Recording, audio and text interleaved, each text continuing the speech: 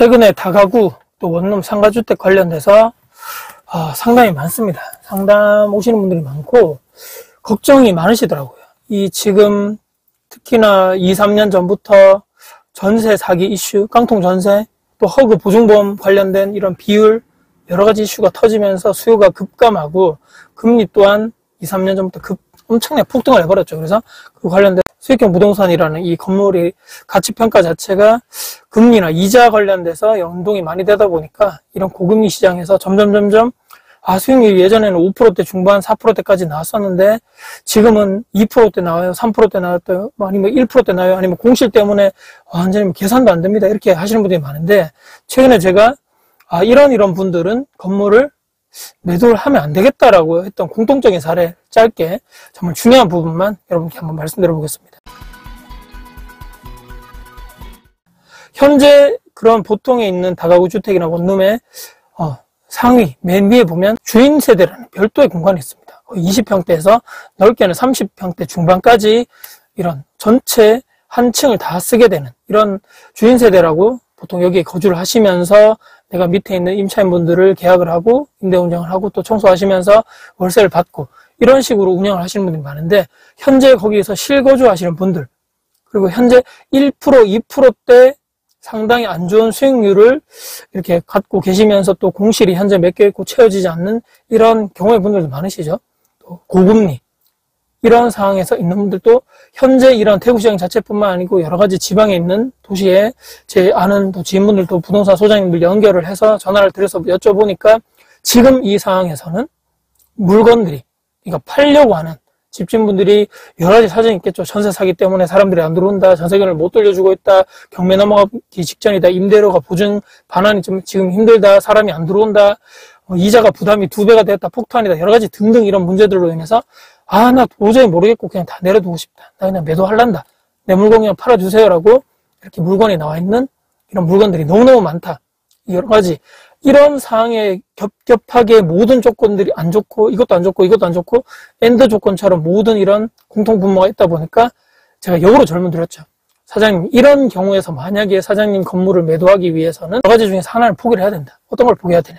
내가 처음에 샀던 금액 대비해서 아마 사장님의 손해를 많이 볼 확률이 높다. 그것도 최근에 사신 분들일수록 한 10년 전에 샀던 분들, 이런 분들 제외하고 최근에 2, 3년, 또 5년 안쪽으로 내가 매수를 했고 그때 당시에 상당히 저금리였고, 저금리다 보니까 이자를 내고서라도 내가 월세 이런 여러 가지 임대료가 많이 남아가지고 내가 이걸 생활비를 쓰고 저축도 하고 했었는데 지금 완전 반토막이 나버렸네요. 수익률도 완전 반토막 나버렸고 사람들 안 들어오고 전세 같은 경우는 더더더 움직임도 없고 전세 구하는 사람도 없다. 이런 여러 가지 조건들에 한해서 나는 포기를 해야 된다. 내가 지금 매도를 하기 위해서는 사장님이 샀던 금액 대비해서 상당히 매덕은 낮춰서 매도를 해야 될 겁니다. 이게 첫 번째고요. 두 번째는 어떻습니까? 지금 매물이 너무너무 많습니다. 이런 많은 와중에서 사장님의 반대를 한번 생각해 보시죠. 사장님이 지금 이 건물을, 원룸이나 상가주택이나 여러 가지 이런 다가구 건물을 내가 투자를 해서 월세를 받으려 하는데, 사장님 같으면, 아니면 사장님의 아들이라든지 사장님의 자녀가 이걸 투자를 한다고 했을 때 과연 1%, 2%대 수익률을 가지고 사장님이 과연 매덕에 이런 돈을 여기 건물에 매수를 해서 운영을 해갔을 자신이 있으신가요? 반대로 이제 상대방 매수자 입장에서 우리가 생각을 해봐야 된다는 얘기입니다.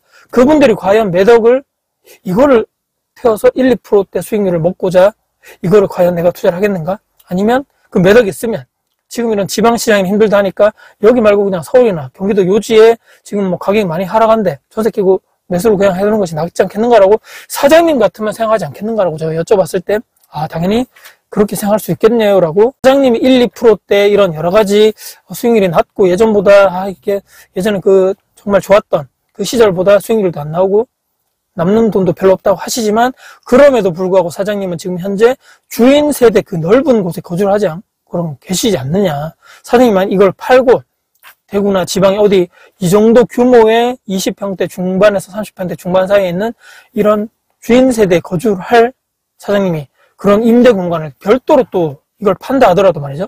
별도 공간을 내가 또 마련해서 월세를 내가 내야 되는데, 전세가 아니고 월세로 내가 거주를 한다는 가정하에서 그 돈을 매달 사장님 입장에서 주거비를 감당이 가능하시겠느냐.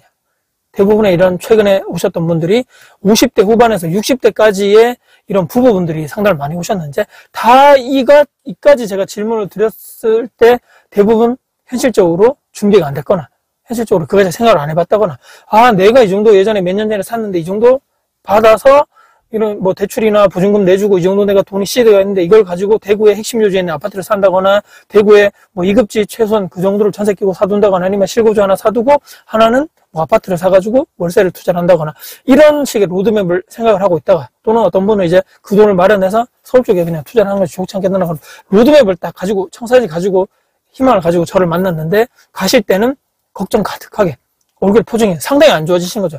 왜 이렇게 부정적인 얘기만 하시냐라고 하실 수 있겠지만, 현실이 그렇다라고 말씀드릴 수밖에 없다. 지금 물건이 너무 많고 아직까지 고금리 상황에다가 지금 이렇게 수요도 뒷받침되지 않는 상황에서 사장님이 건물을 매도를 하겠다고 무조건 정하신다면 무조건 하나 포기해야 된다. 건물 가격을 포기를 해서 내 수익률이 상당히 낮아지는 이런 상황에 초래할 수밖에 없다. 그걸 과연 사장님 감당이 가능하시겠는가? 감당 가능하면 그냥 진행하는 거고, 복비를 더 주는 한이 있더라도 내 물건 먼저 좀 매도를 해주시라 부탁을 할 수 있는 거죠. 아니면 몇 년은 좀 견뎌셔야 된다. 지금 대구시장 같은 경우는 아직까지 아파트 미분양이 많고 입주가 있기 때문에 일단 아파트 시장이 좀 정상화되면서 가격이 전고점까지는 아니더라도 좀 1, 2급지, 3급지까지 온기가 퍼지면서 좀 가격 회복하고, 이런 비아파트 격차가 커진 다음에 그때 가서는 뭐 금리가 좀 더 하향해야 될 수 있고, 이런 전세 사기 이슈가 좀 없어지면서 지금 비아파트 시장도 공급이 거의 안 되고 있는 시장이거든요, 대구도. 그런 상황에서 나중에 공급이 부족하고 수요가 좀 어느 정도 들어왔을 때, 그때 조금 온기가 왔을 때 매도하는 게 좋지 않겠는가라고 제가 계속적으로 말씀드리면서, 또 이런 분들의 상당히 많은 부분들은 퇴로가 없다는 얘기입니다. 퇴로. 도관에 든 쥐 다 몰아놨습니다. 몰아놨는데 이분들은 더 이상 이거 건물 하나밖에 자산이 없다 보니까 이걸 매도하고 또 다른 쪽에 내가 하려고 그랬는데 매도도 안 되고, 또 지금 계속적으로 가지고 있자니 세금은 세금대로 나가는데 월세는 또 안 들어오고 수익률은 낮고, 도대체 어떻게 해야 되나? 답답한 시장을 왜 모르겠습니까? 저도 지금 운영을 하고 있는 상황에서 정말 어렵지만, 그럼에도 불구하고 이분들은 그래도 자산가다, 그래도 건물주라는 얘기입니다. 상위 10% 안에 들어갑니다. 이 정도 되면요. 항상 우리가 본인 이 수준에서 내가 지금 경제적인 어떤 직업적인 연봉적인 거, 여기 수준에서 항상 우리가 위를 쳐다보고 있는 거죠. 근데 항상 내 밑에 더 많은, 더 어려운 사람들이 많고, 지금 저처럼 자영하시는 분들 너무 안 좋고, 또 직장인분들 중에서 이렇게 어쩔 수 없이 비자발적 퇴사를 하시는 분도 많고, 연봉도 낮으신 분들 너무너무 많고, 어려운 이런 자산 그것도 거의 없는 분들도 많고, 아니면 주식이나 코인이나 부동산 또한 폭락된 장에서 팔지도 못하고 들고 있는 분들도 많고, 또 거주요건 자체가 이분들은 건물주고 주인세대 거주하고 있으면서 월세가 나오지만, 어떤 분들은 아직까지도 월세에 거주하시고 아주 30년대 40년 된 아파트나 빌라나 주택에 거주하시는 분들도 세상에 너무너무 많기 때문에, 항상 우리가 너무 높은 것만 보지 말자. 우리가 주변도 돌아보고 밑에도 좀 보고, 지금 현재 상황에서 최선을 다할 수 있는 방법이 무엇인가, 이 상황에서 우리가 생존할 수 있는 방법이 무엇인가, 지금 내가 매덕에 이런 손해를 감수하고, 이런 내가 매도했을 때 확정 수출 내가 감수를 하고, 과연 내가 이걸 감당할 자신이 있나 아닌가, 아니면 내가 끌고 갈 것이 더 맞겠는가라고 한번 생각을 해보시면서 그분들께 제가 이렇게 말씀드렸던 내용을 여러분께 한번 정리를 해서 말씀드려봤습니다.